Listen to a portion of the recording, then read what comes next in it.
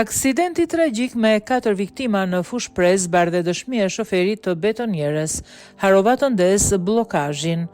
Në orët e para të mëngjesit të ditës së djeshme, një aksident tragjik ku humbën jetën 4 të rinj u regjistrua në fushë Prez, si pasojë përplasjes së fortë automjeti u përfshi nga flakët, duke bërë që të rinj të digjen plotësisht brenda në makinë.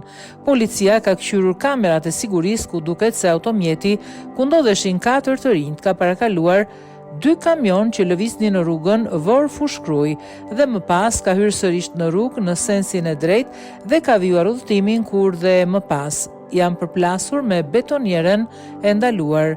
Shoferi 24 vjeçar i betonierës Aleksandër Krashi ka dëshmuar se sapo ka hyrë në rrugën kryesore i është fikur mjeti pasi kishte mbaruar nafta. Ai tha se ka provuar ta ndezë 2 herë dhe më pas ka shkuar në një karburant aty pranë për të marrë naftë dhe ka harruar të ndezë bllokazhin e makinës.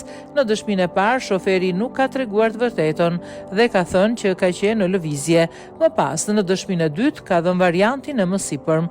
Ndërkohë, ka dyshime që këtij të fundit i është prishur betonierja dhe më pas i është fikur dhe nuk ka ndezur asnjë dritë bllokazhi dhe nuk ka vendosur as sinjalistikën e nevojshme në rrugë pra trekëndçin e sigurisë që përdoret në rast defektesh të tilla për të paralajmëruar automjetet në ardhje.